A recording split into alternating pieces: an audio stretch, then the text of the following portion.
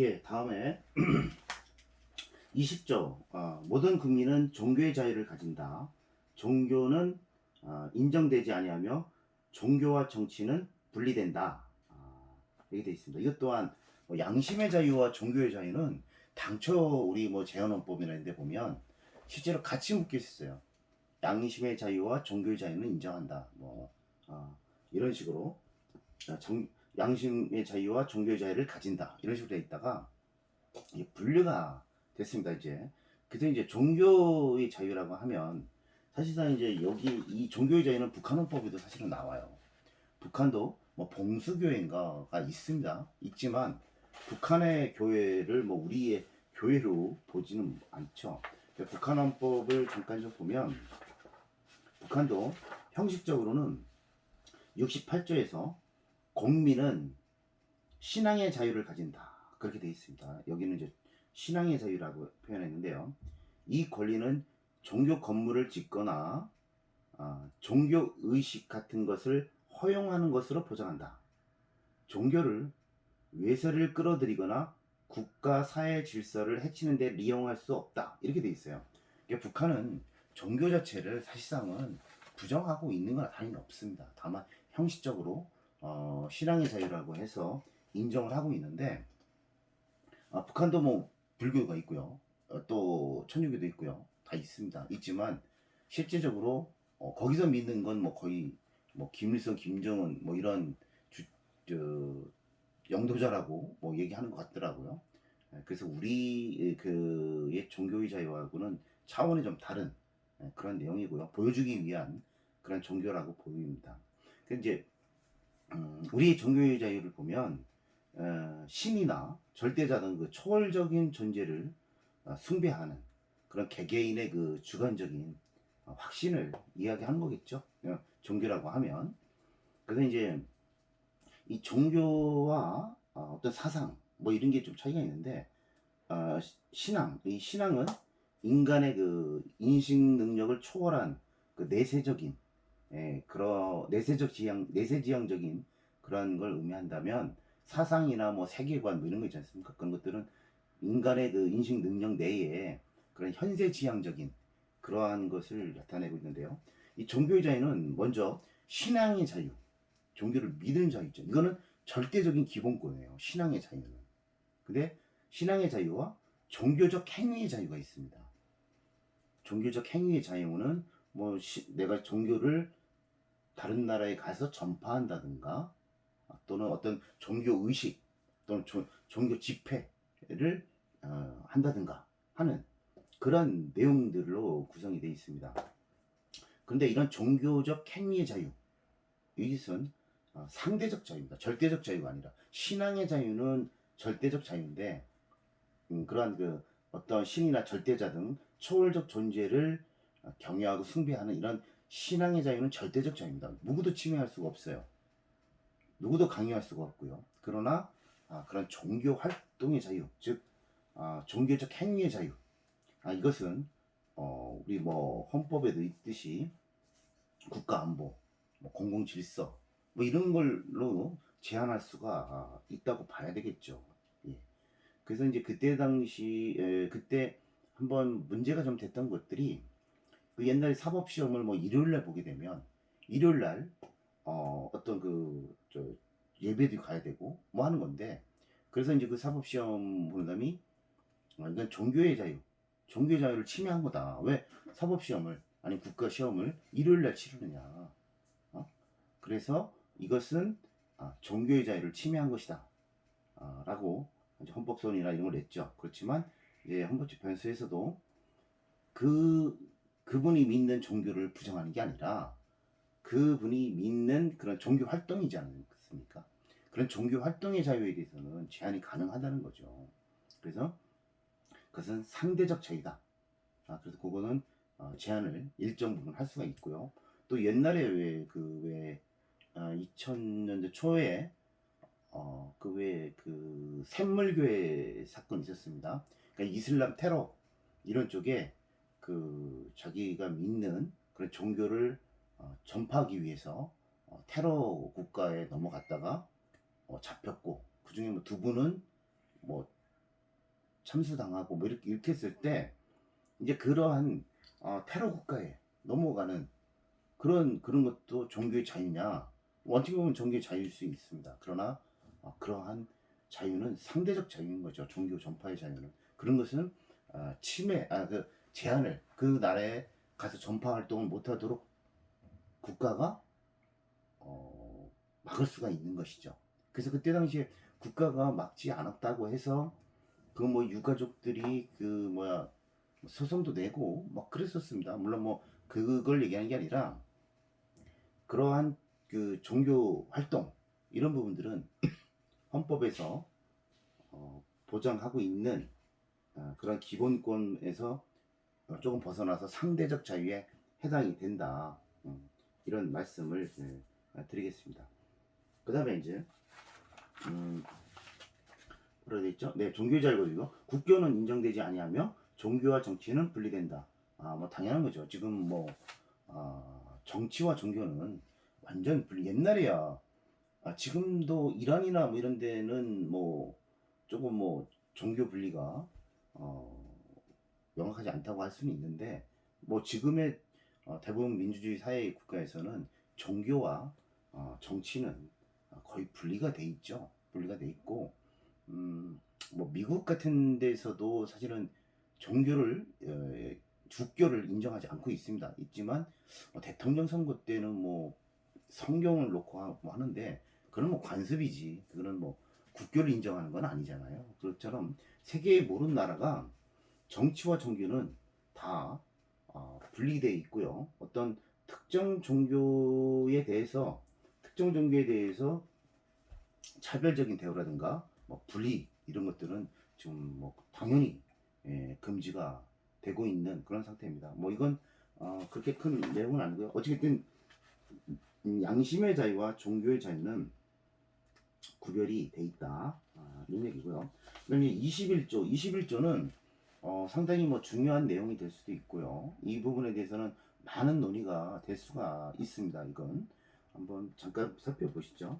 21조 먼저 조문을 보면 모든 국민은 언론 출판의 자유와 집회 결사의 자유를 가진다 돼 있습니다. 그래서 뭐 언론 출판의 자유, 집회 결사의 자유 뭐 이런 것들은 한마디로 얘기하면 언론, 출판 그리고 집회 같이 이제 그 자기네들의 어떤 다수인들이 판례는 2명 이상이어도 이것은 다수의를 봅니다. 그래서 집회는 2명 이상이 국가의 간섭 없이 어떤 그 모임을 가질 수 있는 자유를 집회라고 하거든요. 그 다음에 결사. 결사는 그 이분들이 어떤 단체를 구성할 수 있는 결사, 그래서 단체를 구성하거나 가입하거나 탈퇴하는 그러한 단체 활동을 할 수 있는 자유를 결사의 자유라고 합니다. 그래서 뭐 언론이야 뭐 방송, 신문 그리고 출판은 자기가 이제 어떤 책을 출판하는 그래서 자기를 표현하는 거죠. 그런 자유와 여러 사람이 모여서 어떤 의사를 표시하고 또 어떤 단체를 만들고 하는 그런 자유들 이러한 언론, 출판, 집회, 결사의 자유를 결국은 한마디로 뭐라고 할 수 있느냐면 표현의 자유를 얘기하는 겁니다.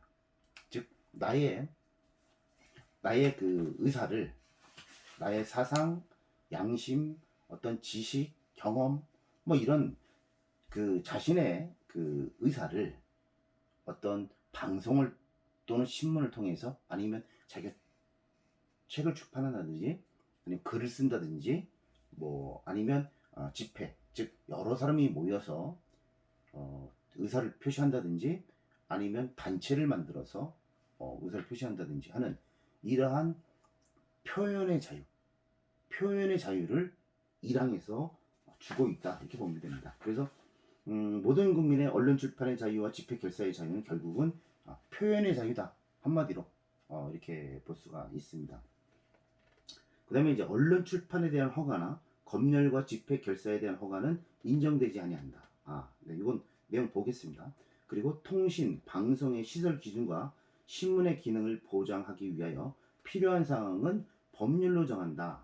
로 되어 있습니다. 그래서 통신이나 방송, 신문, 이것은 별도로 그 요건에 대해서 법률로 정한다고 되어 있고요. 또 언론 출판은 타인의 명예나 권리 또는 공중도덕이나 사회윤리를 침해하여서는 아니 된다. 또 언론 출판이 타인의 명예나 권리를 침해한 때에는 피해자는 이에 대해 피해 배상을 청구한다. 이렇게 되어 있습니다. 이 21조는 사실상 굉장히 중요한 조항이긴 합니다. 왜냐면 기본적으로 자기의 그 자유를 실현하는 데 있어서 이 표현의 자유는 자기가 자기의 그 사상이나 양심을 그 지식을 어떤 표현한다는 것은 가장 기본적인 또한 자유권 중에 하나라고 볼 수가 있습니다.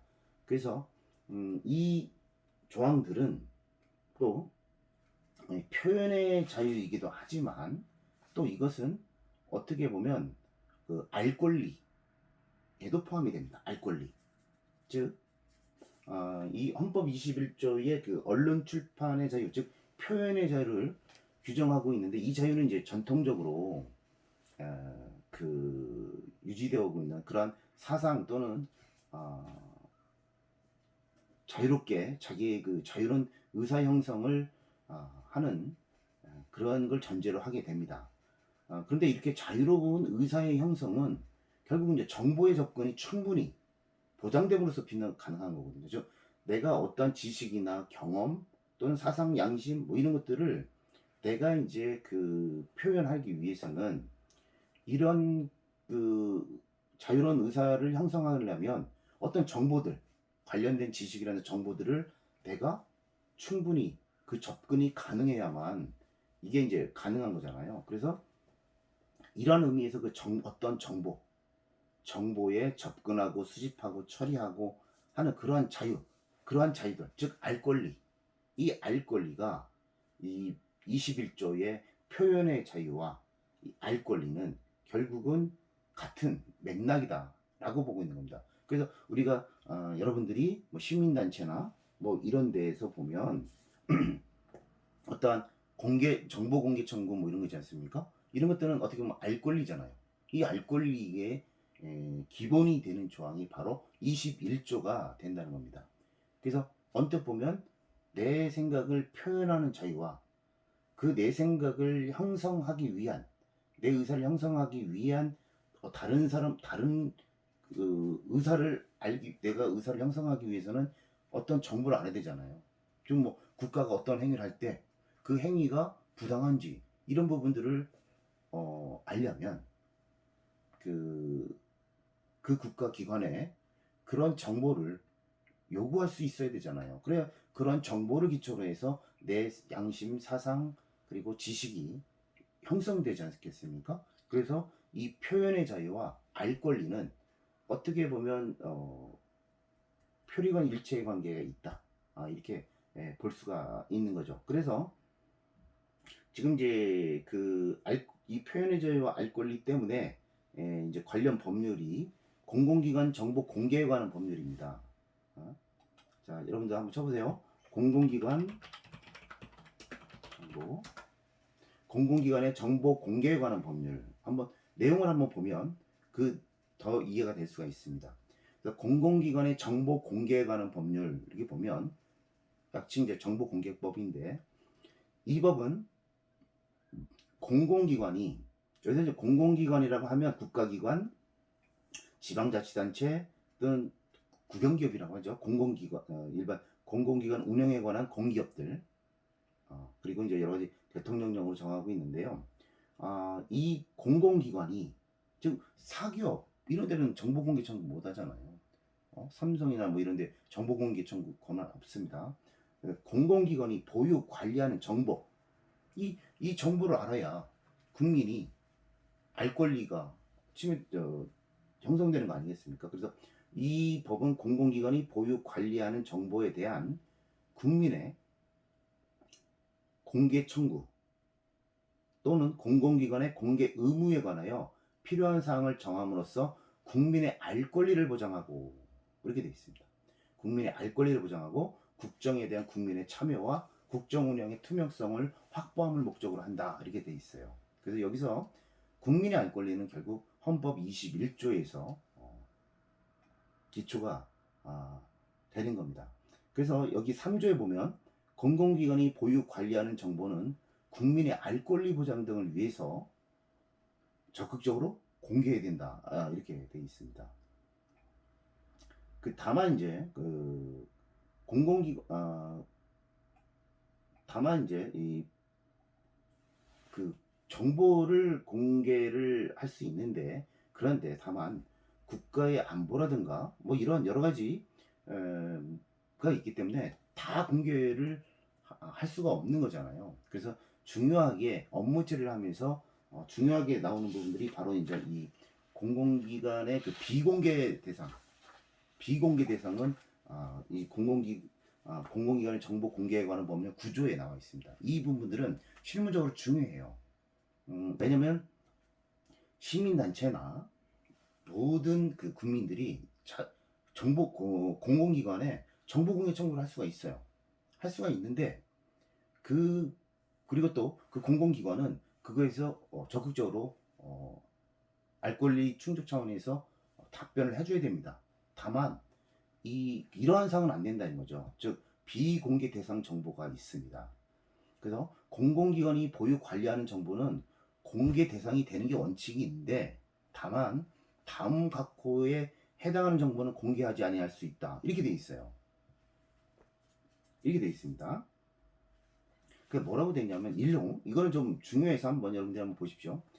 법률이나 또는 법률에서 위임한 명령에 따라서 비밀이나 비공개 사항으로 규정된 정보, 예를 들어서 정보를 공개하지 않도록 법률에서 비공개 사항으로 규정한 그런 정보들, 국가 보안 뭐 이런 것들 있죠.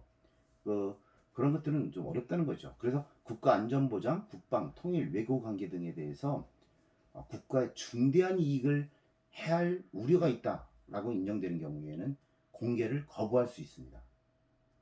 또 공개될 경우에 국민의 생명, 신체, 재산 보호에 현저한 지장을 초래할 우려가 있다고 인정되는 정보, 또 진행 중인 재판에 관련된 정보와 범죄 예방, 수사, 공소, 즉 이제 이러한 재판 과정에 있는 그런 내용들은 안 된다는 거고요. 또 5항에서는 어떤 공무수행이나 연구개발에 현저한 지장을 초래한다고 인정할 때 만한 그런 상당한 이유가 있는 정보, 또 해당 정보에, 이건 특히 사생활 보호와 관련됩니다. 해당 정보의 성명, 주민등록번호 등 개인에 관한 사항으로서 공개될 경우에 사생활의 비밀 또는 자유를 침해할 우려가 있다고 인정되는 정보, 이건 이제 사생활 비밀과도 관련된 그런 거죠. 그래서 어떠한 공기관이 정보 공개 청구를 받았을 때 그 사람의 성명, 주민등록번호 이런 것들이 있게 되면 거부할 수 있습니다. 그래서 사항에 따라서는 그래서 정보 공개를 할 때 성명과 주민등록번호를 다 삭제를 하고 하는 경우도 있고요. 아니면 그 정보 공개 청구에 대해서 성명과 주민등록번호가 있어도 거부할 수도 있는 것이죠. 이건 이제 사생활, 물론 정보 알 권리와 또 사생활 비밀이 충돌되는 지점이긴 한데, 어쨌든 사생활 비밀인 경우에 공개하지 않아도 되는 그런 내용을 가지고 있고요. 또 법인이나 단체의 경영상, 영업상 비밀에 관한 경우에 인정이 됩니다. 예를 들어서 무슨 공기업들이 어떤 원가에 은밀하게, 예를 들어 주택 가격이 원가 산정된 상세 내역 이런 것들은 공개를 물론 이제 일부 하는 경우도 있지만, 실질적으로 거기에 세세한 원가 이런 부분들을 공개하라는 거에 있어서는 어떤 경영상, 영업상 비밀에 관한 경우로 실질적으로 공개를 안 하는 경우도 있습니다. 또 8항에 공개될 경우 부동산 투기, 매점 매석 등으로 특정인에게 이익 또는 불이익을 줄 우려가 있는 경우 뭐 이런 식으로 비공개 대상은 약간 이제 실무적으로는 중요한 부분이 있기 때문에 이 부분에 대해서 했고요. 10조에서도 이제 정보 공개 청구 방법이라든가 뭐 이러한 정보 공개 심의 이런 걸 또 운영을 해서 여기서 이제 또 의사결정을 하는 그러한 경우들도 있고요. 쭉 내용에 보시면 사장에서 보시면 18조 이의 신청이 있어요. 즉 정보를 공개를 거부했을 때 그 거부 통지를 받은 날로부터 30일 이내에 해당 공공기관에 문서로 또 이의 신청을 또 할 수가 있죠. 그래서 이의 신청 결과에서 또 7일 이내에 하고 이 신청이 각하 또는 기각되는 경우 이때 이제 행정심판 또는 행정소송을 할 수 있도록 되어 있습니다. 그래서 정보 공공기관의 정보 공개에 대해서는 여러 가지 실질적으로 적극적으로 국가가 알 권리 차원에서 협조를 해줘야 됩니다. 협조를 해줘야 되는데 만약에 거부를 한다면 이의 신청도 가능하고 그 이의 신청이 끝나면 그 이의 신청 기초해서 행정심판 또는 행정소송을 할 수 있도록 이렇게 규정을 하고 있습니다. 자, 그래서 이거는 중요해서 그런 거고요. 그 다음에 이제 그래서 21조 1항은 굉장히 중요한 내용입니다. 언론 출판에 대한 허가나 검열과 집회 결사에 대한 허가는 인정되지 아니한다. 그렇게 되어 있습니다. 언론 출판. 네, 이건 뭐 당연히 아까 말씀드린 언론기관 시설은 법정주의입니다. 그래서 어떠한 시설을 갖춰야 돼요. 그래서 신문 법률이 신문 등의 진흥에 관한 법률 해가지고 이건 신문 등에 대해서는 시도지사가 등록제를 하고 있습니다. 신문에 대해서는 시도지사의 등록사항이에요. 방송, KBS, MBC 뭐 이런 방송사 있지 않습니까? 이것은 허가사항입니다. 이것은 언론기관에 대해서 이런 시설들을 언론은 또 많은 영향을 미치기 때문에 이러한 부분들에서는 법률로서 규정을 하고 있고요. 다만 이제 언론 출판에 대한 허가나 검열, 집회, 결사에 대한 허가는 인정하고 있지 않습니다.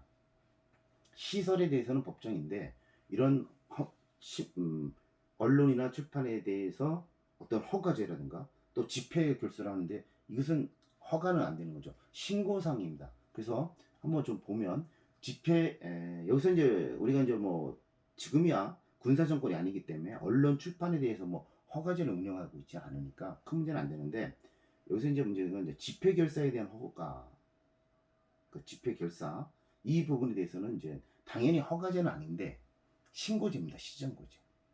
그래서 집회 및 시위에 관한 법률 최근에도 코로나 사태로 인해서 어떤 그 정부의 그 표현의 자유를 하기 위해서 집회 신고를 하죠. 그러면 그런 감염 이것 차원에서 경찰이 그러한 것을 금지하게 되고 뭐 그거에 대해서 뭐 법원에서 일부 또 받아들여 주기도 하고 뭐 그런 게 있지 않습니까? 그런 부분들이라 요 집회 및 시위에 관한 법률 요거는 한번 잠깐 좀 보시죠.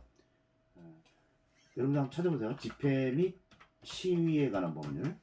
예, 그래서 집회 및 시위에 관한 법률 한번 찾아보시면 이 법률을 보면 무슨 얘기인지 알 수 있습니다.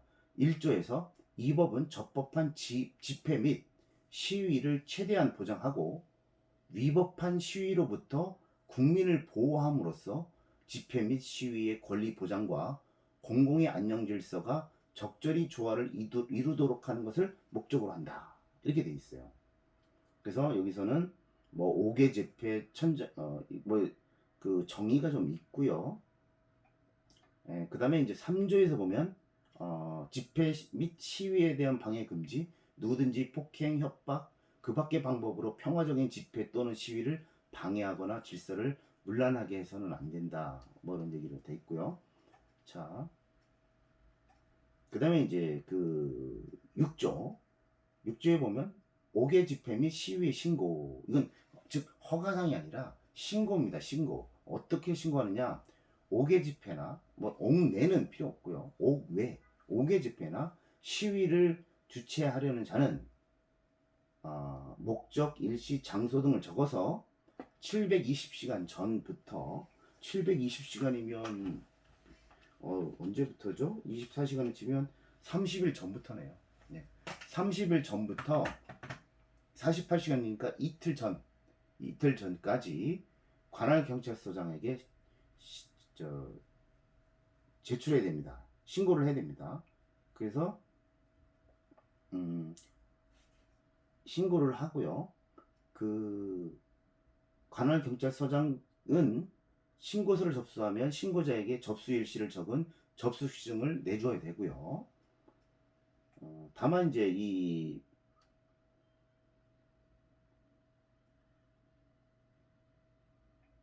그 8조. 예. 집회 및 시위 금지 또는 제한 통보. 신고서를 접수한 관할 경찰서장이 신고서를 접수한 때부터 48시간, 이틀이죠. 48시간 내 집회 또는 시위를 금지할 것을 주최자에게 통보할 수가 있어요. 즉 신고니까 수리하면 끝나는데, 다만 관할 경찰서장은 이틀 전에 그 집회 이러이러한 사유로 안 돼라고 통보를 할 수가 있다는 겁니다. 그래서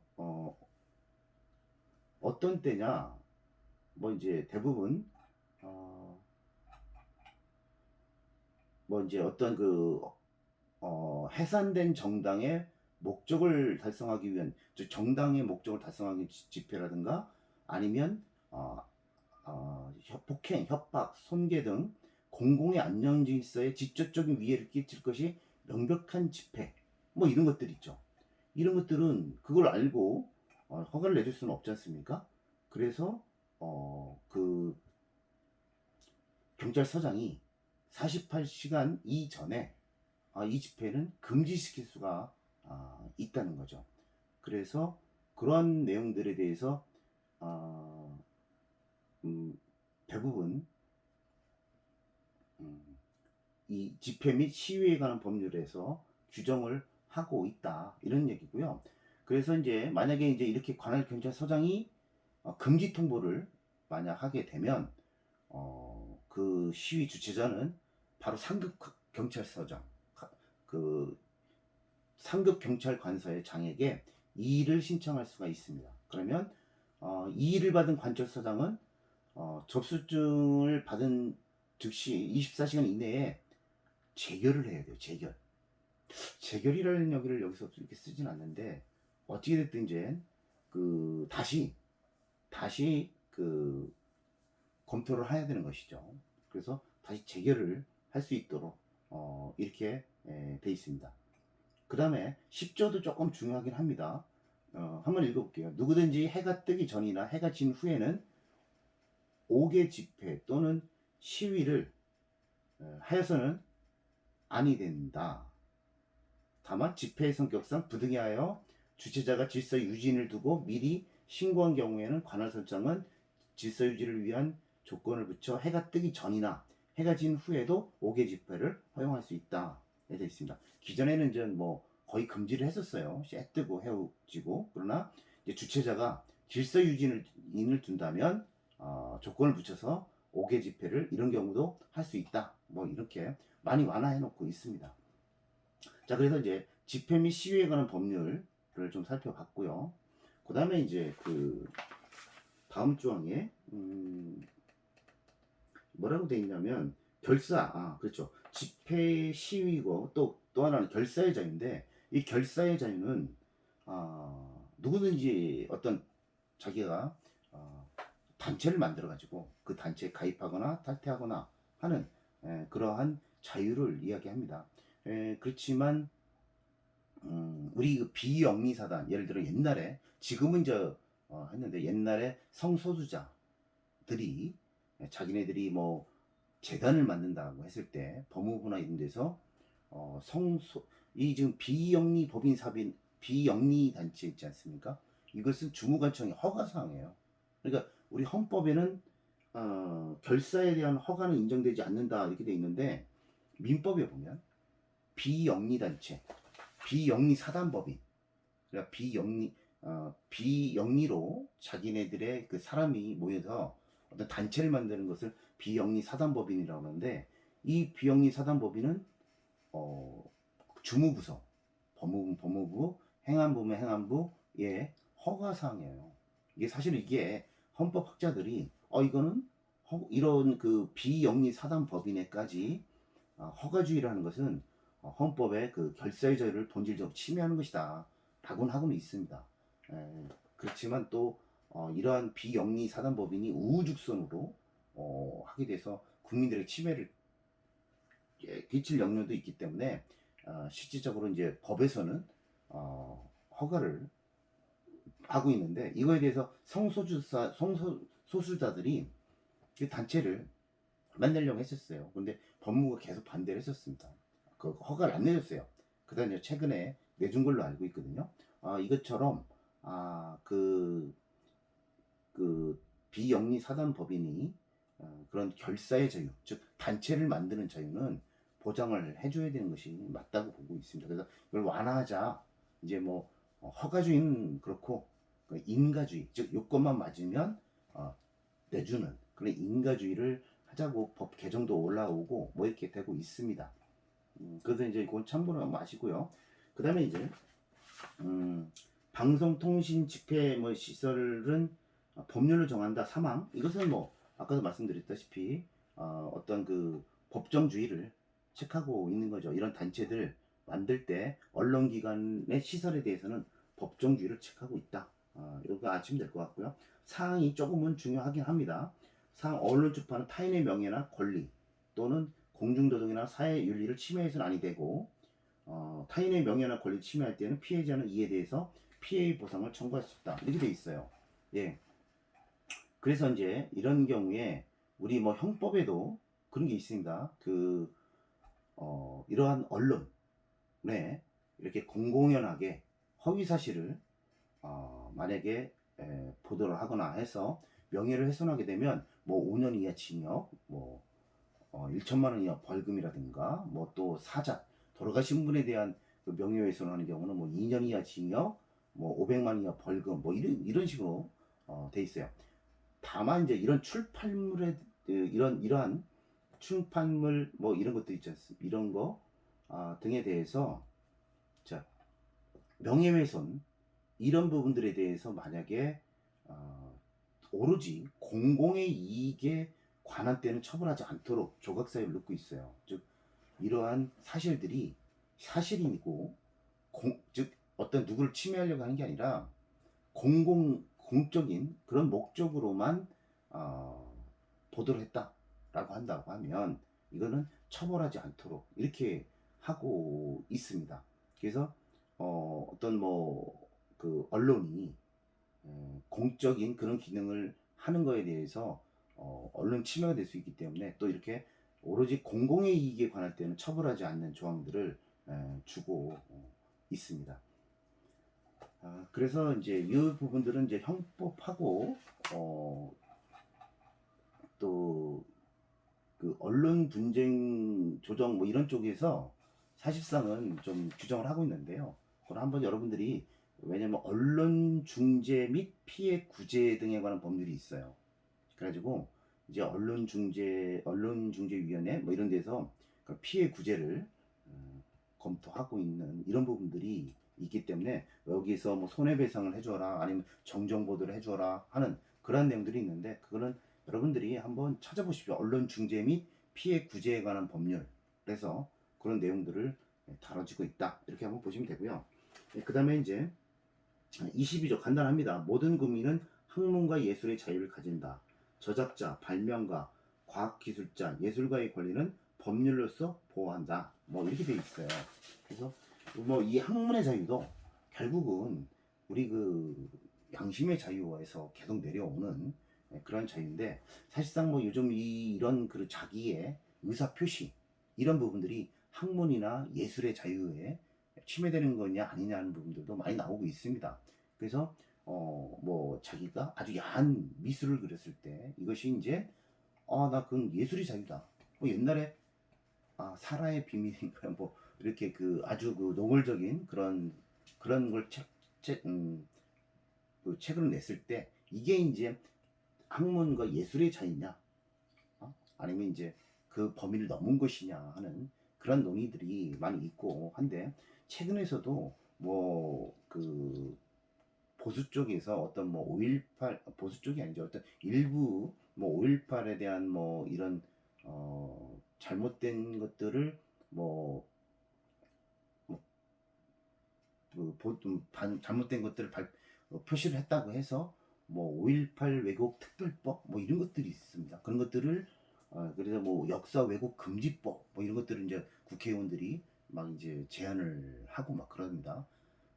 그런 부분들이 과연 이제 그러면 그런 것들이 학문의 자유, 예술을 침해하는 거 아니냐. 즉 그런 부분들은 어떤 역사 나중에 어떤 그 역사가 이제 나중에 세월이 흘렀을 때 어떤 역사가 판단할 부분을 지금 과연 그러한 의사 표시들을 과연 이제 그 침해하는 것이 과연 처벌 대상으로 삼는 게 과연 타당하냐 하는 부분들이 지금 논의가 좀 되고 있습니다. 그래서 학문과 예술의 자유 이런 부분들도 우리 사회에서 지금 여러 가지 논의가 좀 되고 있는데, 지금까지 우리가 살펴본 이러한 그 자유권적 기본권 이 부분은 우리 사회에 많은 영향들을 주고 있습니다. 이런 부분들을 여러분들이 조문을 한번 다시 한번 살펴보시고 또 판례 같은 것도 한번 검색해 보시고 한번 공부를 해보시면 되고요. 다음 주 이래서 이제 신체의 자유는 자유권적 기본권은 이제 거의 살펴본 사항이 되겠습니다. 그래서 이제 여러분들이 이런 내용을 좀 보시고 북한 헌법하고 한번 비교를 한번 해보셨으면 더 이해하는데 도움이 될 거라고 생각이 됩니다. 네, 고생하셨습니다.